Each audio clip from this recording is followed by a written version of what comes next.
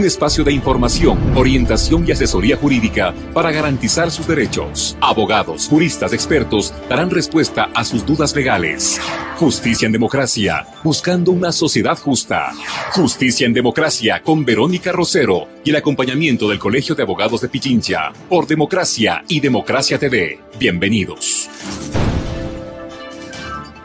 Señoras y señores, tengan todos ustedes muy buenos días y muchísimas gracias por acompañarnos. Estamos ya en Justicia en Democracia, gracias al Colegio de Abogados de Pichincha, con una invitada muy especial, la doctora María Paula Romo, ella exasambleísta de Montecristi también, y con quien abordaremos la temática que en el momento resulta ser trascendental. Ya se lo había anticipado desde épocas de la campaña electoral, y una motivación hecha por el propio presidente Lenín Moreno este lunes daría paso a que la ciudadanía en general, los sectores sociales, políticos, en fin, el colectivo al que usted pertenezca o la ciudadanía llana, empiece a abordar el tema de la posibilidad de la consulta popular.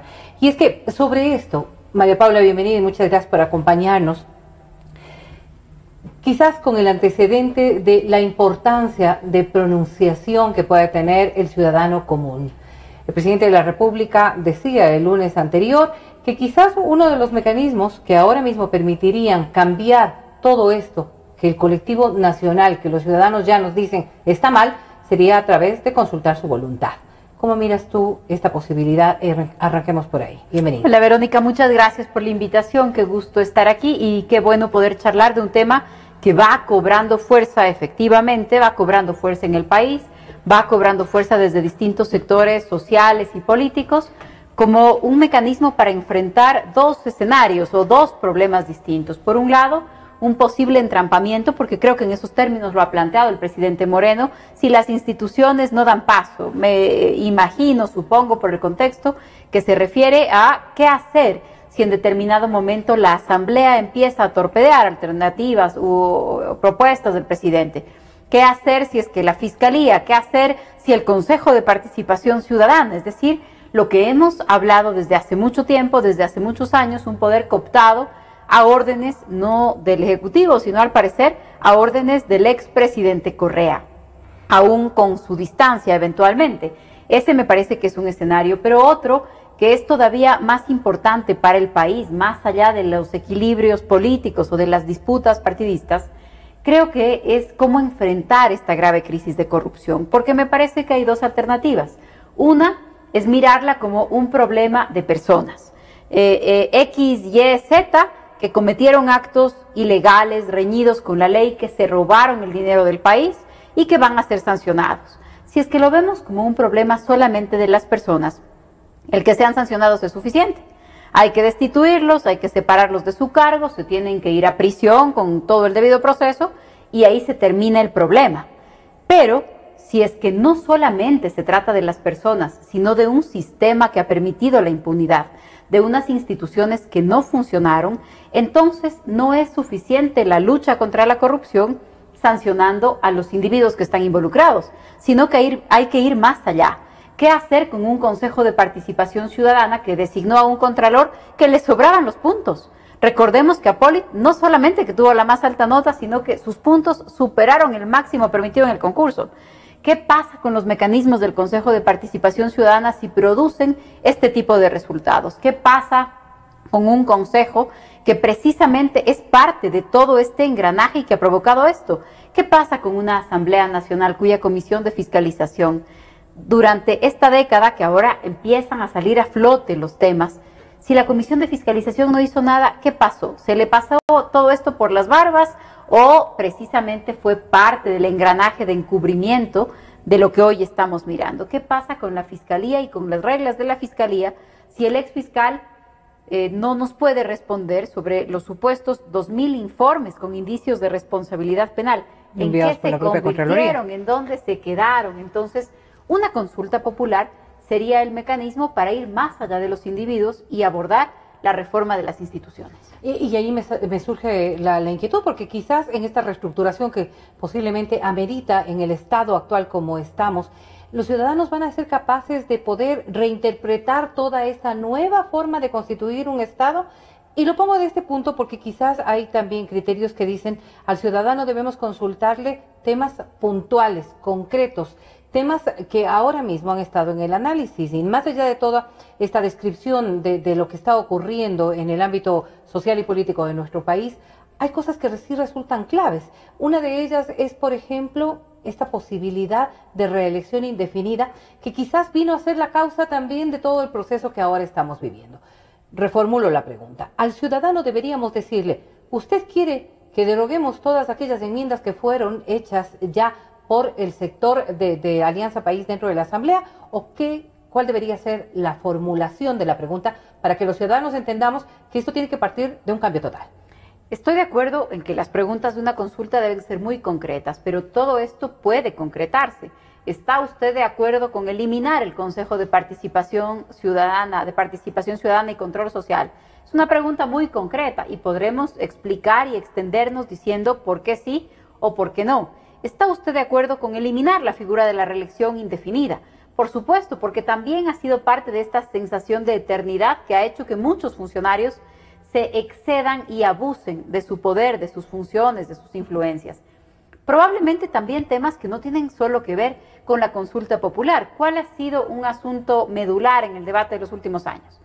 ¿Está usted de acuerdo con que el Estado aporte con el 40% del financiamiento del IES? Claro. Porque un día se tumbaron el tema del financiamiento del IES de un plumazo y eso va a impacta nuestro presente y va a impactar el futuro del país en términos de la seguridad social, de la posibilidad de que los ciudadanos se jubilen, nos jubilemos. Entonces, creo que se podrían escoger, se podrían señalar algunos temas muy concretos.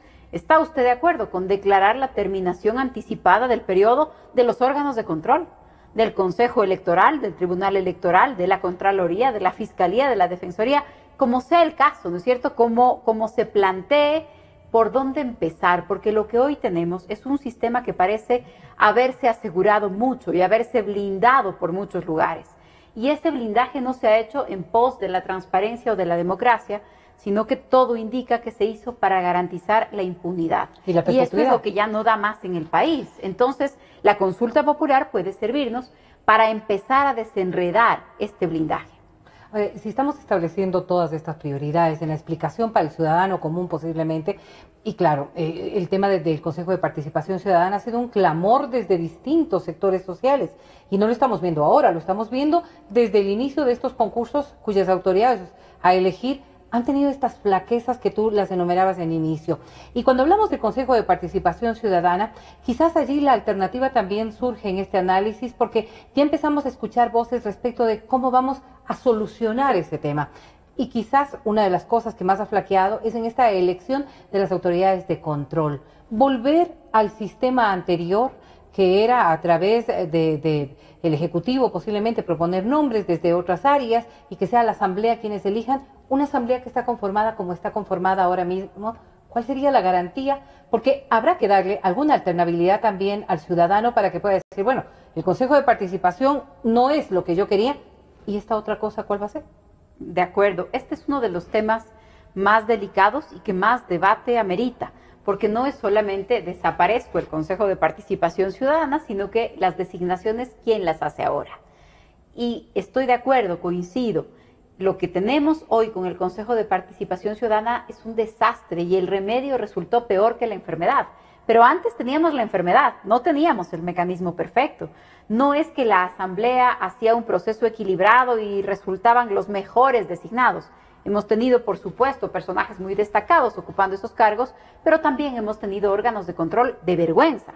Y entonces también hemos pasado por periodos en donde 5, 6, 7 años no se conseguía en la Asamblea la mayoría para designar a esos órganos de control y se convertía en un mecanismo de obstrucción, de chantaje, de pugna de poderes, que era lo que hablábamos hace 10 años o hace 15 años en el país. Se podría entonces encontrar una especie de mecanismo intermedio. Se podría encontrar un mecanismo intermedio en donde para algunos cargos el presidente envíe ternas y la Asamblea requiera de mayorías compuestas, de 2/3, por ejemplo. Se podría encontrar un mecanismo en donde si no se construye la mayoría, haya un plazo y el primero de la terna se considere nombrado, para evitar esto de que al postergar en el tiempo obstruyo el nombramiento, la nominación. se podría encontrar un mecanismo intermedio para que hayan efectivamente periodos de impugnación de los ciudadanos, examen de la propia Asamblea. En otros países sucede así, por ejemplo, para la Corte Suprema de Estados Unidos. El presidente de la República pone unos candidatos, unos nominados, y estos nominados son examinados por el Senado y se sientan frente a senadores de las distintas fuerzas políticas y les preguntan sobre su vida, sobre sus posturas, sobre las cosas en las que se sostienen, sobre sus bienes, sobre el comportamiento que han tenido en su trayectoria. Estamos hablando con una premisa de una independencia de funciones que permita aquello. Bueno, y es ambas, ¿no? Es una independencia de funciones que permite y que luego genera como resultado un nuevo órgano también independiente. Entonces, habrá que encontrar algún mecanismo, supongo yo, intermedio, que no signifique regresar a los problemas del pasado, pero ya aprendimos que lo que hoy está presente tampoco resultó la mejor solución. ¿Y deberemos incluir en un proceso de consulta el mecanismo o deberíamos dejar que sea la ciudadanía la que se pronuncie en principio en si quiere o no quiere reemplazar ese consejo y posteriormente darle estas otro tipo de alternativas? Bueno, yo creo que la consulta debería incluir ya la alternativa porque es insuficiente la desaparición de un órgano. Hay que dejar claro cuál es su como una puerta reemplazo. abierta para cualquier cosa que podría ocurrir. Efectivamente, pero además está escrito en la Constitución, entonces no es suficiente eliminarlo, sino que el artículo o la función tiene que ser reemplazada. No es algo de decidir de un día para el otro. Ojalá la consulta vaya. Yo creo que es un mecanismo válido, creo que es un mecanismo efectivo, creo que es un mecanismo social y político. Sí, creo que además es dar respuesta a esta insatisfacción que de alguna forma hoy mira en las actuaciones del presidente Moreno un camino para una salida democrática a muchos de los problemas que se venían arrastrando. Ojalá la consulta vaya y ojalá estos mecanismos, estas preguntas, estas alternativas sean el resultado también de este proceso de diálogo que conocemos que el presidente Moreno está llevando adelante. Y habrá muchísimas alternativas que se puedan incluir. Tú bien decías lo del 40% de la seguridad social, más allá de estos otros aspectos de carácter político, de carácter constitucional, que amerita que usted se pronuncie. Pero, y la consulta que te planteo es este proceso, esta consulta, estar en manos del mismo ente rector que vendría a ser el Consejo, ¿no es cierto?, el Consejo Electoral, que ha venido trabajando también con un montón de cuestionamientos. ¿No genera dudas de cierta manera? Bueno, estaría en manos del Consejo Nacional Electoral y si se incluye una pregunta sobre su conformación o sobre la terminación de sus plazos, no solo estaría en sus manos, sino que una de las preguntas tendría que ver con el Consejo. Estaría en manos también de la Corte Constitucional, que tiene que darle paso. Esa es una de las preocupaciones, pero ese precisamente es el síntoma de este blindaje, ¿no? De este blindaje en donde no se sabe por dónde empezar. Frente a eso, ¿qué hacer? Me parece que es precisamente uno de los caminos, porque la presión ciudadana es la que puede determinar el giro de las cosas, porque la voluntad del país es la que puede determinar eso. En estos días se están cumpliendo los primeros 100 días del gobierno del presidente Moreno. Y una de las cosas que podemos ver es cómo ha dado un giro su respaldo. Hace 100 días se posesionaba un presidente en un país polarizado. No solamente polarizado, sino fuertemente enfrentado. La mitad del país estaba descontenta y en desacuerdo con las posturas del movimiento de gobierno y con su continuidad. 100 días después, el presidente Moreno ha logrado construir una base de respaldo de más del 80%. Creo que porque ha sabido recoger la insatisfacción y el hartazgo que había en el país. Y muchos nos hemos sorprendido, me incluyo. Muchos nos hemos sorprendido y nos hemos sorprendido gratamente de ver un presidente, así es. Y de ver un presidente que transparenta las cifras, de ver un presidente que le dice al país, miren, no necesitamos maquillar nada, la verdad tiene su propia fuerza. Y eso, sumado al hecho de que no ha tapado la corrupción, ha enfrentado que el país tiene por delante una crisis económica, que tiene una crisis ética, que hay cosas que tienen que explicársele al país, que hay responsables que tienen que acudir a los jueces y si es necesario ir presos. Creo que eso también se podría materializar en el respaldo ciudadano en una consulta.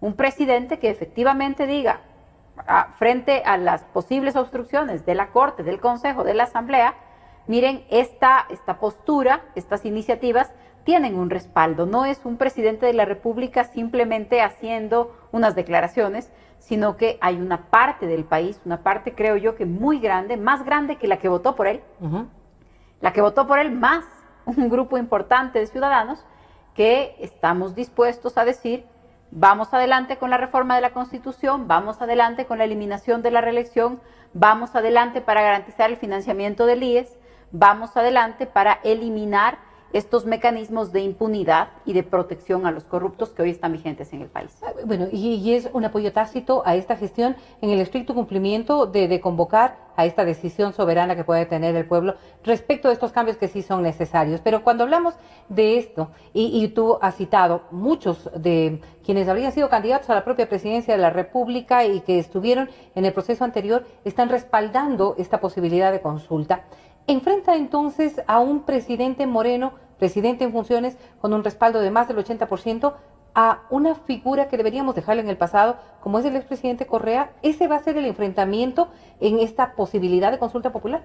En estos temas en concreto, en el tema de transparentar la deuda, en el tema de la corrupción, parecería ser que la oposición viene liderada por el expresidente Correa, que la oposición viene liderada por los políticos más cercanos al expresidente Correa, con posturas críticas desde la diversidad de la política nacional. Los otros sectores en el país se han manifestado, nos hemos manifestado diciendo: qué bien transparentar la realidad económica, qué bien perseguir la corrupción, qué bien hay que poner atención en estas decisiones. En efecto, una consulta popular en esta medida podría enfrentar, yo también decía el otro día, podríamos vernos en una consulta en la que se enfrentan dos posturas, ¿no? La una, en la que yo también me inscribo, es: hay que recuperar lo robado. Por favor. Eso es. No es a proteger lo que se llevaron, es a recuperar lo robado. Y quien quiera ponerse de lado de proteger lo que hoy es indefendible, lo que hoy ya no se puede seguir sosteniendo, pues creo que también le va a hacer bien al país, va a ser parte de un baño de verdad, para saber quiénes son los más interesados en ocultar la corrupción, quiénes son los más interesados en ocultar lo que ha sucedido, quiénes son los interesados en proteger a los responsables. Porque vamos a entrar en un proceso de identificación de en qué lado me voy a colocar. Pero en este proceso precisamente, y en aras de encontrar esa claridad y esa transparencia que tú dices, ya empezamos a escuchar también otros niveles de chantajes, de amenazas, de presiones, cuando empiezan voceros desde otros lados a señalar la necesidad de que esto podría llevarnos a enfrentar a una muerte cruzada. Y frente a eso, yo sí quisiera que tú nos aclares cuáles son las posibilidades reales de que aquello ocurra, sabiendo que eso tendría que pasar por al menos una mayoría de parlamentarios o una decisión del Ejecutivo. ¿Cómo se vería dentro de esta posibilidad de consulta y estos anuncios ya de, claro, si es que me voy yo, ha dicho, usted también debería irse porque hemos sido nombrados en binomio? Y si es que nos votan a nosotros, debería irse también el Ejecutivo porque hay esta posibilidad de muerte cruzada. Bueno, creo que hay mucho cinismo entre los defensores de Glass y él mismo. Su postura y la de sus defensores es una postura en donde yo sostengo que la estrategia principal es el cinismo, es negarlo todo. Yo creo que estamos a punto de que llegue el día en donde Glass diga: han usado mi rostro para los videos, ¿no? Porque ya le hemos oído hablar, ya hemos visto a sus familiares, ya hemos visto videos en donde su tío le dice al encargado de Odebrecht en el Ecuador que necesita dinero para la campaña de vidrio. Ya hemos visto papeles que están en el proceso legal en Estados Unidos, en el caso de Caminosca. ¿Qué más falta? ¿Qué más quieren como pruebas? Pero siguen además en una estrategia de cinismo y de victimización. Y me parece que en ese marco hay que comprender también las amenazas. En el escenario de quienes ya tienen pocas alternativas de defensa, me parece que queda cada vez menos espacio para este argumento de aquí no pasó nada, no, los billetes en los techos, no, esos eran casos aislados, no, qué coincidencia que todo sea en los sectores estratégicos. Me parece que ahí cada vez queda menos argumento y empiezan a moverse en esta línea, ¿no? En esa línea también hay quienes han hablado de, podría venir una muerte cruzada. Una muerte cruzada ya en la práctica requiere 92 legisladores, y creo que en este momento en el país no hay 92 legisladores que vayan a atacar a Moreno por enfrentar la corrupción. Me parece que esas no son las condiciones numéricas de la Asamblea, me parece que esas no son las condiciones anímicas en la Asamblea. Incluso dentro del movimiento de gobierno, yo me atrevo a decir que cada vez le quedan menos defensores a la postura de la impunidad, cada vez le quedan menos adeptos a la postura de la impunidad, porque mientras más pruebas salen, es más difícil sostener esa postura desde la convicción y desde la militancia, y el país entero empieza a mirar con ojos de sospecha a quienes todavía siguen tratando de tapar el sol con un dedo. O sea, o no ven o no quieren ver porque hay algún interés adicional.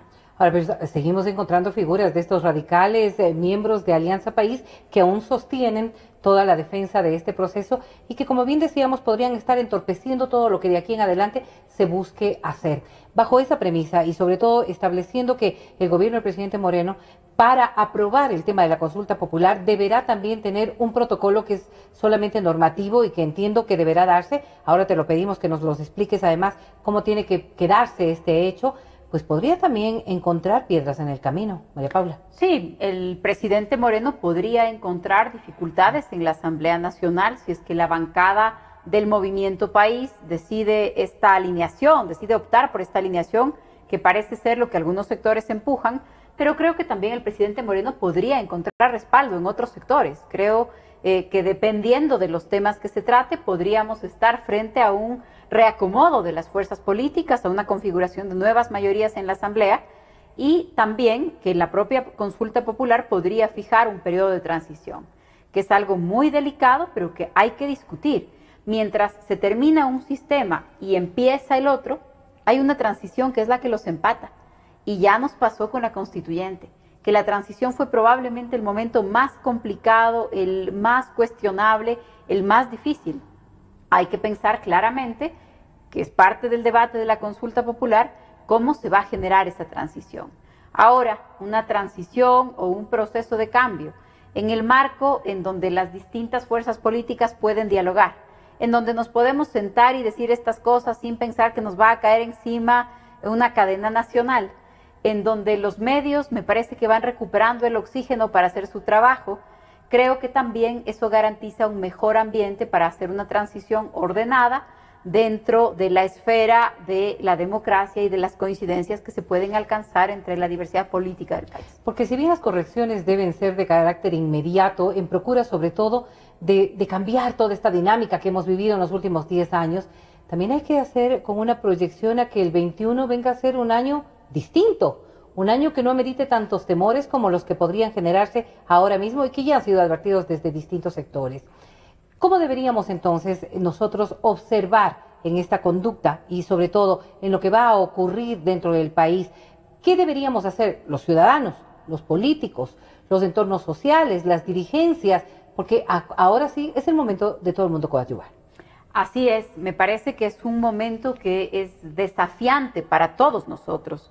La prensa tiene un papel que jugar, en términos de haber aprendido también de este periodo, ¿no es cierto? Es un periodo que ha sido muy difícil para distintos sectores de la comunicación y en donde ojalá el resultado sea que salimos con un mejor trabajo, pero también valorando mucho el ambiente de las libertades, de la posibilidad de disentir. La sociedad civil también tiene mucho que aprender de estos años. Hay un pedazo de la sociedad civil que ha sido perseguida, que ha sido acosada, que ha sido disminuida, y hay un pedazo de la sociedad civil que ha sido cooptada y también aniquilada desde ese mecanismo. ¿Cómo reinventarse la sociedad civil, los gremios, después de este periodo tan difícil? Para las fuerzas políticas también hay un gran desafío.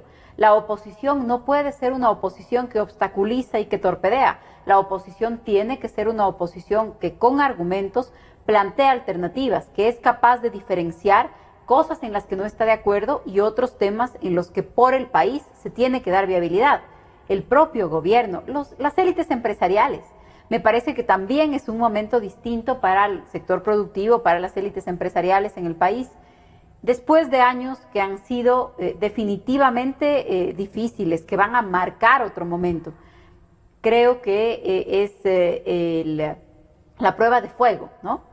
Cómo enfrentemos estos próximos meses, si somos capaces de ir más allá de nuestras simpatías y nuestras antipatías políticas, si somos capaces de ir más allá del momento del que salimos, si somos capaces de reconocer con generosidad también que hay muchas cosas importantes en este periodo y creo que es algo que hay que decir y que hay que hacer.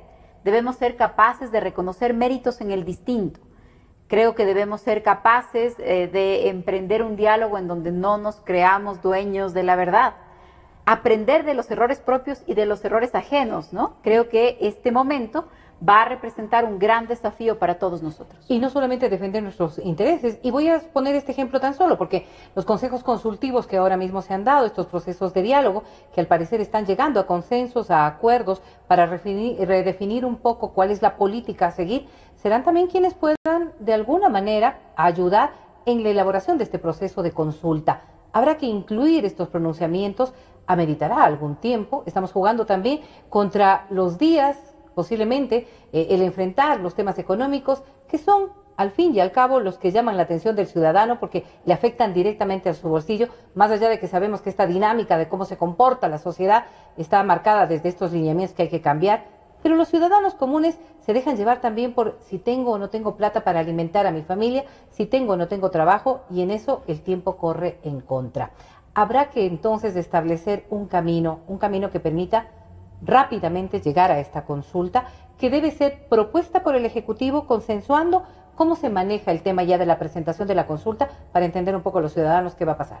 De acuerdo que los tiempos tienen que darse en coordinación con las otras realidades del país. El problema de la economía no es un problema menor y me parece que el gobierno de alguna manera está tratando de resolver primero los conflictos de la política, de consolidar una base de respaldo para el presidente Moreno, que es lo que ha hecho, ha ampliado su base de respaldo para poder enfrentar la crisis en la economía. Ahora, qué difícil enfrentar la crisis, qué difícil decirle al ciudadano común, al empresario, al emprendedor, al profesional que se sacrifique, qué difícil plantearle los momentos complicados de la economía mientras no se sancione la corrupción. Así es. Porque la sensación que todos tenemos es, ¿por qué yo voy a pagar $1 más? ¿Para que se lleven el dinero? No. ¿Por qué vamos a apretarnos todos los cinturones si hay gente que se ha llevado cientos de millones de dólares y hay que recuperar ese dinero? Entonces, me parece que parte de lo que hoy sucede también es crear las condiciones para que haya confianza en el país. ¿Por qué va a haber confianza si es que el presidente no es capaz de transparentar, por ejemplo, la economía? Por otro lado, si el presidente dice, esta es la realidad, hay una crisis, pero vamos a tomar medidas, hay un déficit, pero vamos a tomar medidas, ha habido un gasto excesivo, ha habido derroche, ha habido corrupción, pero se va a corregir, entonces me parece que también el sector productivo, el empresario pequeño, mediano, va a decir, hay confianza, hay un futuro para el país, podemos hacer nuevas inversiones. Así que lo que parece jugarse en un camino aparte, que es la política, tiene relación directa con la economía. En estos mismos días, yo creo que es una señal positiva que el presidente Moreno se haya reunido con la banca y haya quitado todas las dudas que hay sobre el tema del dinero electrónico. En un país dolarizado, con unas cifras sobre la economía y las finanzas públicas que estaban maquilladas, un tema que tal vez en otros países es muy sencillo, es un medio de pago, aquí se había convertido en un objeto de sospecha sobre la estabilidad del dólar. Entonces, en este contexto, que el presidente diga, estoy dispuesto a renunciar a la idea del monopolio del Banco Central sobre este medio de pago, de pronto se convierte en una señal de confianza para la economía que ojalá ayude a reactivar la producción junto con otras medidas. Me parece que por eso también los tiempos de la política tendrán que combinarse para que cuanto antes el país pueda entrar en un camino de reactivar la economía y el empleo, que al final del día no solamente es lo que preocupa, sino que es lo que cuenta, porque no nos interesa tanto la lucha por la democracia o la lucha por la libertad si tenemos apuros y hay millones de personas en el Ecuador buscando empleo todos los días sin encontrarlo. Si hay millones de personas que han emprendido sus negocios y no tienen a quién venderle sus productos. Creo que realmente hay que atender la situación de la política pensando en la solución de la economía. Y bajo estas premisas, el presidente de la República tendrá entonces un respaldo ciudadano, político, económico, que le blinde también respecto de una postura, por ejemplo, de la Corte, que podría también poner algún nivel de traba en la realización de la consulta, o de otro organismo que quisiera entorpecer un poco este proceso. Sí, está todo conectado y me parece que ha hecho un buen trabajo Moreno en bajar las tensiones, bajar las armas y crear un ambiente para debatir estas medidas Y en eso está apenas empezando, ¿no? 100 días son pocos para poder evaluar resultados concretos de la gestión, pero ha logrado bajar las tensiones, ha logrado bajar las armas, ha logrado poner al país entero en una disposición de ánimo distinto y ha logrado ampliar la base de su respaldo político. Me parece que son logros importantes para unos primeros días y creo que también en el marco de transparentar los temas, por ahora algunos temas de corrupción, lo que estaba relacionado a la lista de Odebrecht, transparentar las cifras de la economía, de la deuda, son algunas señales positivos, iniciales que son positivas. Ahora, vamos a pasar un poco a la temática que también ha sido planteada y como en aras de que exista diálogo, de que exista posibilidad de mayor libertad de expresión. Hay sectores que dicen deberíamos ir a una constituyente porque esa es la real alternativa. Tú que formaste parte de la anterior y que has mirado también lo que ha ocurrido en este proceso, ¿coincides con ese criterio? ¿Cómo miras tú la realización o la convocatoria a una posible constituyente? Yo no creo que en este momento estén dadas las condiciones para una constituyente. Me parece que el Ecuador y la situación política del país hoy no es la misma que hace 10 años. La política tiene todo que ver con la coyuntura y con la oportunidad. Una constituyente es una caja de Pandora. Y hace 10 años, ¿sí? Y hace 10 años estábamos en un momento de una sociedad civil organizada, llena de propuestas, vigorosa, que debatía en un marco de libertad, pero también estábamos en un momento de economía boyante. También estaba empezando el mejor momento de la economía ecuatoriana desde hace muchísimo tiempo. Estábamos con un petróleo de $100, estábamos en otras circunstancias, en otras condiciones en donde es posible abrir todo ese abanico de opciones. Hoy me parece que el momento es distinto. Estamos en lo político frente a un hartazgo y a una desconfianza en donde no estamos precisamente en el ambiente más oportuno, sino que estamos desconfiados de todo. Queremos poner seguridades, queremos saber cómo hacer para que no se repitan los errores. La economía no nos da 6, 8, 10 meses para que discutamos todo un nuevo modelo. La economía necesita medidas concretas e inmediatas. El presidente Moreno enfrenta una crisis dentro del propio partido de gobierno que tiene que saldarse lo más rápido. El problema interno del movimiento país no se puede convertir en el problema del Ecuador. Y por otro lado, hay problemas que son del Ecuador que no se pueden resolver dentro de un partido político. Entonces, una constituyente hoy me parece que no es el camino adecuado, no es la respuesta oportuna. Creo que una consulta popular con temas puntuales, que además muchos de ellos tienen ya un consenso, un acuerdo entre distintos sectores, puede ser el mejor camino que le permita al presidente Moreno saldar algunos de los inconvenientes políticos para entrar de lleno al tema de la economía. Y utilizando uno de los términos que tan popular se hizo en la década, aquello de socializar, será fundamental que la ciudadanía conozca de qué le están preguntando. Sí, y ojalá podamos ir más allá de socializar, porque socializar se convirtió en venga, le cuento lo que ya está decidido, ¿no?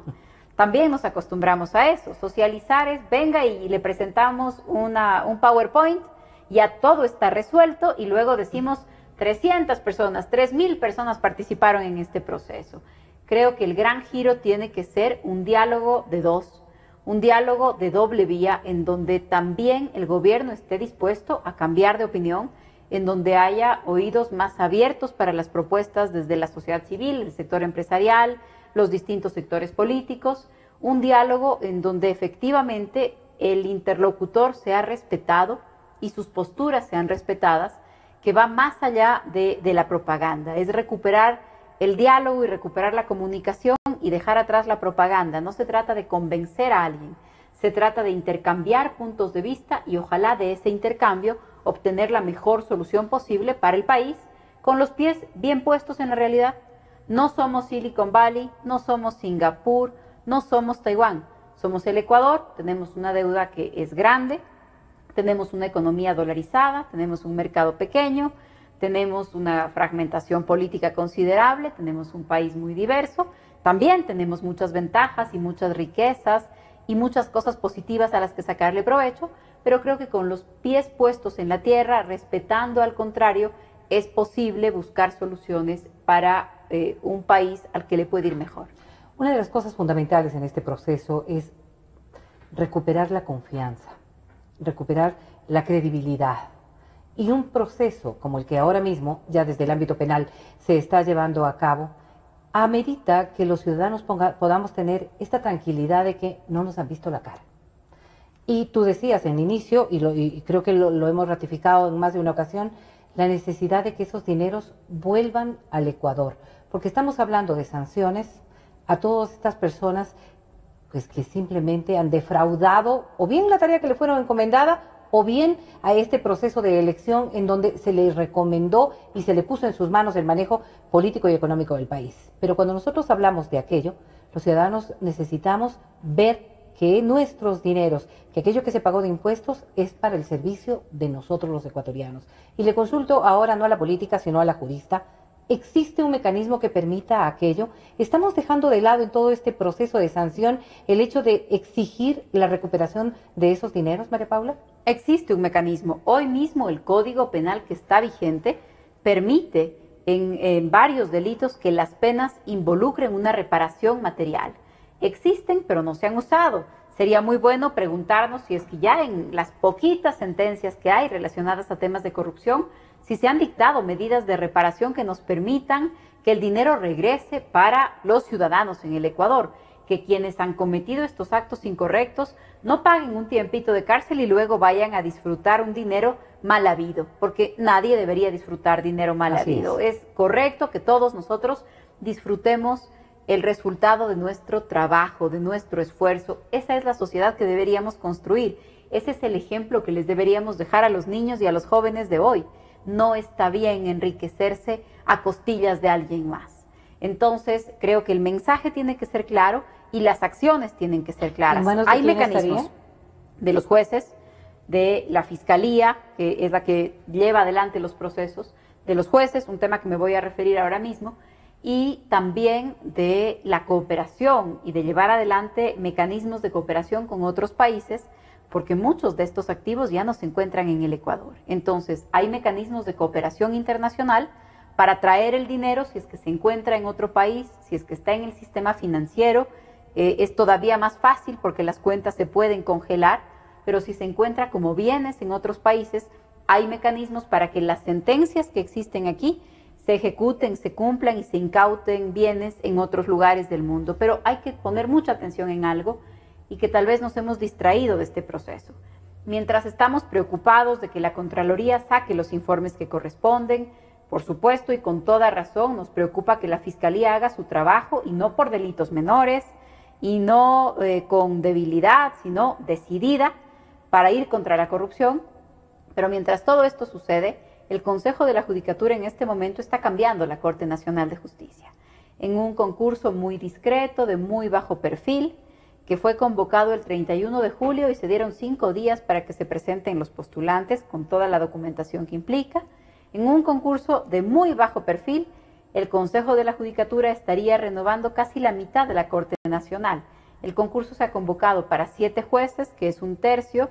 Hay 2 que se van a jubilar, serían 9 jueces. Eso significa que solo con 2 más ya estaríamos hablando de la mayoría de la Corte Nacional de Justicia. Estaríamos hablando de quienes al final del día van a tener que decir si son culpables o inocentes, quienes hoy están investigados y tienen fuero de corte. Exministros, el propio vicepresidente Glass, que ya está sindicado en el caso de Odebrecht, no se diga algo más. Tendría que ponerse a órdenes de jueces que hoy se están escogiendo de forma muy silenciosa. Hay que poner los ojos en el concurso del Consejo de la Judicatura.